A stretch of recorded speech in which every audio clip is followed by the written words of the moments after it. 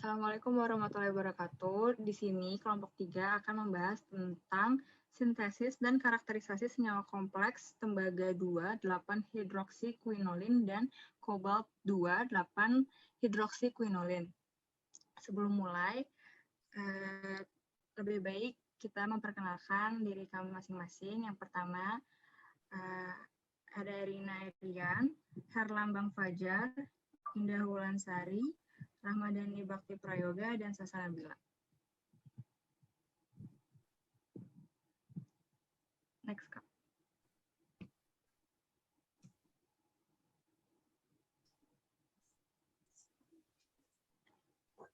Pada kesempatan kali ini, kita akan membahas mengenai pendahuluan, metode, hasil dan pembahasan, dan kesimpulan.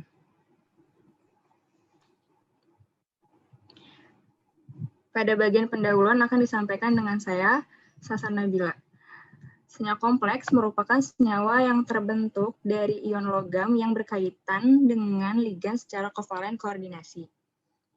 Kompleks tembaga 2 dan kompleks kobalt 3 dengan ligan dipenic acid dan 8 hidroksikuinolin menghasilkan kompleks tembaga dipenic acid, 8 hidroksikuinolin dan kobalt dipenic acid, 8 hidroksikuinolin yang berfungsi sebagai anti jamur. Ligan yang digunakan adalah 8 hidroksikuinolin karena ligan ini mempunyai fungsi sebagai antimikroba dan merupakan komponen utama di beberapa bakterisida, fungisida, dan obat-obat anti malaria. Selanjutnya akan disampaikan oleh Herlambang. Terima kasih. Selanjutnya yaitu mengenai metode yang digunakan pada jurnal kali ini. Yang pertama, metode mengenai sintesis kompleks CU2 dengan 8 hidroksikuinolin, di mana larutan 1 itu terdiri dari CuSO4 5H2O sebanyak 0,249 gram dan 10 ml metanol dalam gelas beker. Kemudian larutan 2 itu berisi 8 hidroksikuinolin dan 10 ml metanol dalam gelas beker.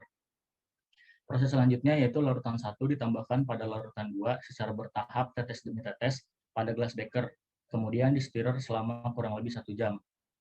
Larutan didiamkan selama 24 jam sampai terbentuk endapan. Setelah itu endapan disaring dan dicuci dengan metanol, kemudian dikeringkan dalam desikator selama 3 hari. Hasilnya dianalisis menggunakan spektroivivis, AAS, dan FTIR.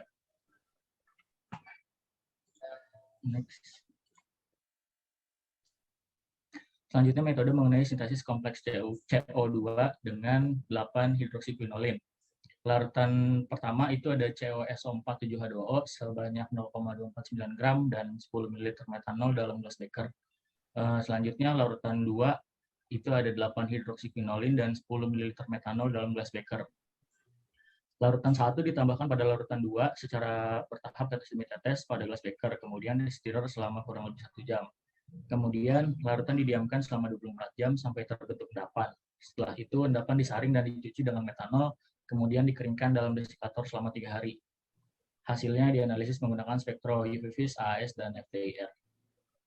Selanjutnya akan disampaikan oleh Ida. Baik, untuk hasil dan pembahasan akan disampaikan oleh saya sendiri, Indah Wulansari.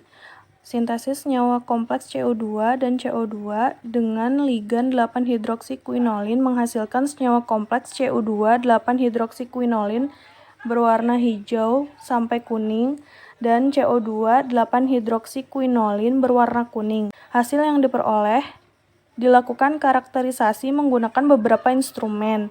Salah satunya yaitu spektrofotometri UV-vis untuk menentukan panjang gelombang maksimum. Karakterisasi menggunakan UV-vis dilakukan pada senyawa kompleks CU2 8 hidroksikuinolin, CO2 8 hidroksikuinolin, CuSO4 5H2O, dan CuSO4 7H2O yang ditunjukkan pada gambar 4.1 dan 4.2. Grafik spektra UV-vis untuk CuSO4 5H2O dalam metanol muncul puncak serapan pada panjang gelombang 817 nanometer. Sedangkan pada senyawa Cu2 8 hidroksikuinolin dalam pelarut metanol muncul puncak serapan panjang gelombang 394 nanometer. Pada gambar 4.2, hasil pengukuran pada COSO4 7H2O dalam metanol muncul puncak serapan pada panjang gelombang 409 nanometer dan 519 nanometer. Sedangkan pada senyawa kompleks CO2 8 hidroksikuinolin muncul puncak serapan pada panjang gelombang 311 nanometer dan 373 nanometer. Hasil pada gambar terlihat adanya pergeseran panjang gelombang maksimum ke arah panjang gelombang yang lebih kecil. Hal ini mengindikasikan terbentuknya senyawa kompleks Cu2 8 hidroksikuinolin dan CO2 8 hidroksikuinolin. Selanjutnya akan disampaikan oleh rekan saya. Oke, selanjutnya saya Ramadan Bakti Prayoga. Saya akan menjelaskan mengenai karakteristik ekstra KIR.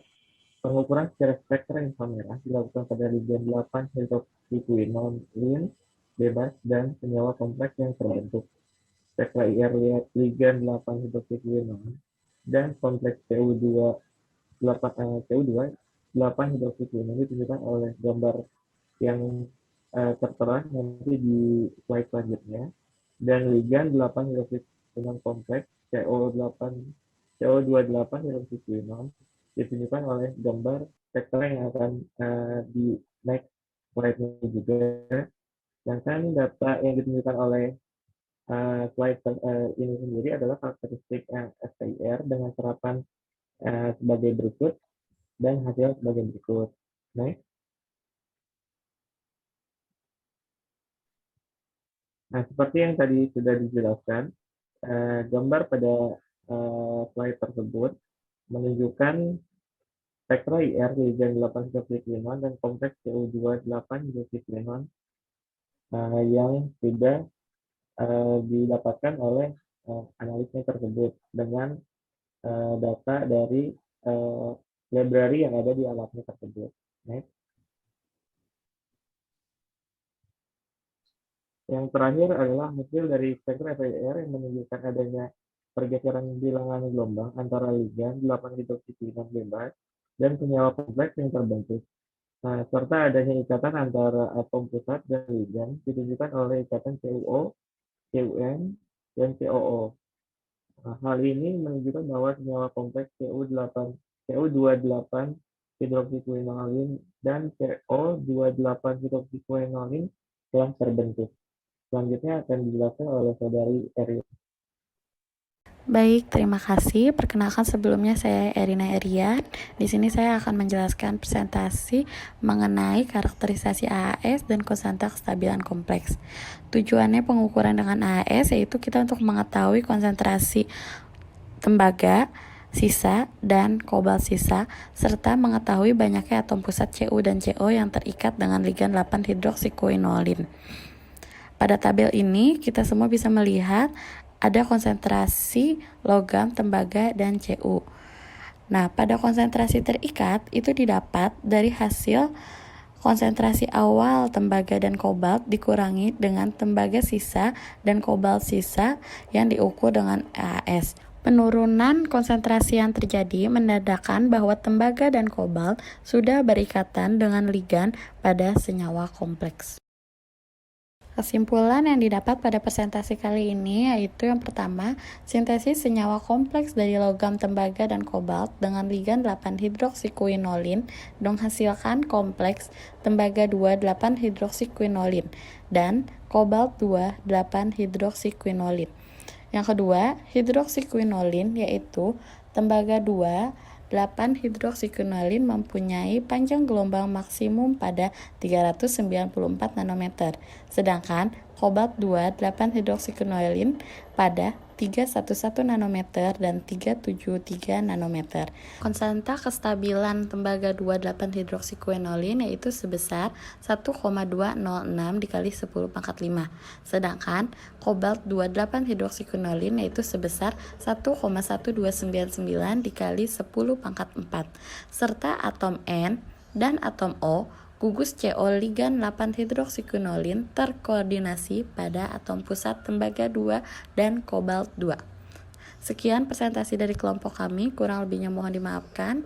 Terima kasih. Wassalamualaikum warahmatullahi wabarakatuh.